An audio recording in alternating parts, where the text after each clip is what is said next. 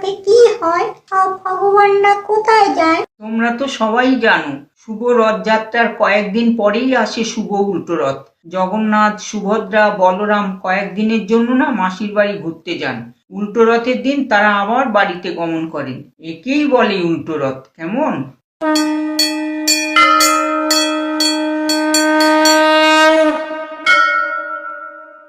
মা, আমরা যেমন মাসি বাড়ি মামা বাড়ি ঘুরতে যাই, তাই ভগবানরাও যায় তাদের মাসি বাড়ি ঘুরতে, তাই না মা?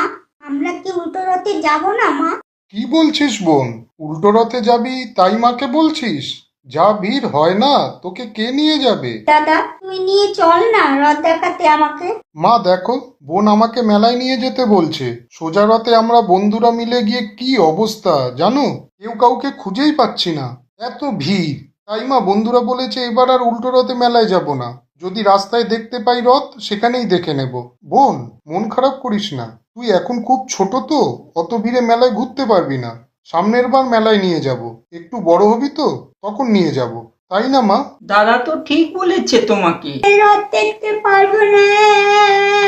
সুনন্দ, সুনন্দ, কিরে তুই বাড়িতে আছিস?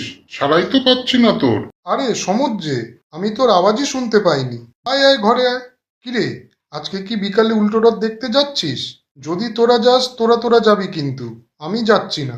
এত ভিড়ের মধ্যে ঘোরাই যায় না। কি যাব বলতো? তারপর আবার আকাশটাও মেঘলা করেছে, বৃষ্টিও নামতে পারে। সোজা রথে তো ঘুরে এসেছি, এবার উল্টো রথে নাই বা গেলাম। প্রত্যেকবার গৌরবদের বাড়ির ওখান থেকে তো একটা বড় রথ বেরোয়, বাড়ির সামনের থেকেই দাঁড়িয়ে দেখে নেব না হলে। ঠিক বলেছিস তুই, তোদের এখান থেকে তো ভালোই দেখা যায়। তাহলে নয়ন, রবি সবাইকে নিয়ে আসবো, আর বলবো এবার উল্টো রথ এখান থেকেই দেখবো। আমিও রথ দেখবো দাদা তোমাদের সাথে, তাহলে খুব খুব মজা হবে। রথের মধ্যে জগন্নাথ দাদা, সুভদ্রা দিদি, বলরাম দাদা সবাইকে দেখতে পাবো। বোন, ভগবানরা আমাদের দাদা দিদি হয় না, তারা শুধুই আমাদের কাছে ভগবান। আমাদের সকল ভক্তি, শ্রদ্ধা ও পবিত্র মনের ভালোবাসা দিয়ে তাদের পুজো করতে হয়, বুঝলি? দেখেছিস, দাদা এখন সব বুঝে গেছে। কত সুন্দর সুন্দর কথা বলছে। হ্যাঁ সুনন্দ, ঠিক বলেছিস। পবিত্র একটা মন ও শ্রদ্ধা ভালোবাসা দিয়ে ভগবানের আরাধনা করতে হয়। ভগবান তাতেই খুশি হন, উনি আর কিছু চান না। মা, বাবাকে ফোন করে বললে হতো না যে বোনের জন্য কিছু একটা খেলনা নিয়ে আসতে অফিস থেকে ফেরার পথে? তাহলে একটু বোন আনন্দ পেত। এই যা, কেননা রথে যাওয়ার জন্য বোন কিন্তু খুব বায়না করছে। মনে হয় বোন আগে কখনো রথ দেখেনি, তাই না মা? তাই কিন্তু বোন 2 দিন ধরে খালি রথের কথাই বলে যাচ্ছে, এটা খেয়াল করেছো? সুনন্দ, তাহলে আমি বাড়িতে যাই, বুঝলি? নয়ন, রবিকে নিয়ে আবার তোদের এখানে সবাই মিলে রথ দেখতে আসবো। বলতে বলতে ভীষণ বৃষ্টি নেমে গেল।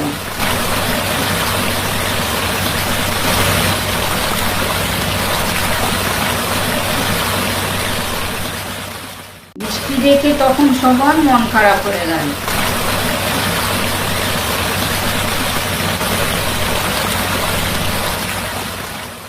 যা বৃষ্টি শুরু হয়েছে, রথ কিভাবে দেখবো বলতো? বৃষ্টি হচ্ছে, রথ দেখতে পারবো না। বোন, কাঁদিস না, কি করবি বল? বাবাকে বলে দিয়েছি অফিস থেকে আসার সময় তোর জন্য চকলেট, খেলনা সব নিয়ে আসবে। একদম মন খারাপ করবি না। মা দেখো, এবার বৃষ্টির জন্য উল্টো রথটা দেখতেও যেতে পারলাম না। দেখ সুনন্দ, ভগবান আমাদের হয়তো এত নিরাশ করবেন না। ভগবান চাইলে এই বৃষ্টি থেমে গিয়ে আবার একটি নতুন ঘর্মল দিন হয়ে যাবে। দেখবি তখন রাস্তায় রথও বেরোবে এবং সবাই কত আনন্দ করবে। এই বলতে বলতে কিছুক্ষণ বৃষ্টি হওয়ার পরেই আস্তে আস্তে বৃষ্টি থেমে গেল এবং তারপরেই রাস্তা দিয়ে বড় একটা রথ বেরোলো। কত লোক ওই রথের সঙ্গে আনন্দ করতে করতে আসলো।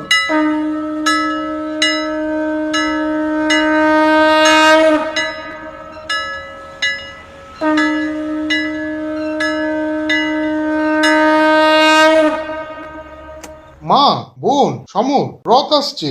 বোন, এবার মন ভরে রথ দেখ, কি সুন্দর রথ এসেছে দেখ।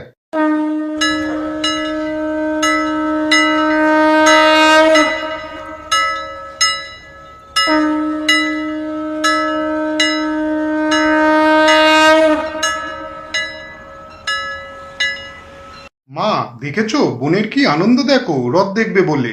বৃষ্টিটা যদি এই সময় না থামতো তাহলে সব লোকের মনে কত কষ্ট হতো বলতো। তখন কেউ আর বৃষ্টির জন্য রথ দেখতেই পারতো না। মা, ভগবান দেখো সবাইকে সবসময় আনন্দের মধ্যেই রাখে, কষ্ট খুব কমই দেয়, তাই না? ভগবান কোনো সময় কাউকে কষ্ট দেন না। তাহলে বন্ধুরা, এই গল্পের থেকে তোমরা কি বুঝলে? ভগবান যখন যা করেন সকল মানুষের মঙ্গলের জন্যই করেন, বুঝলে?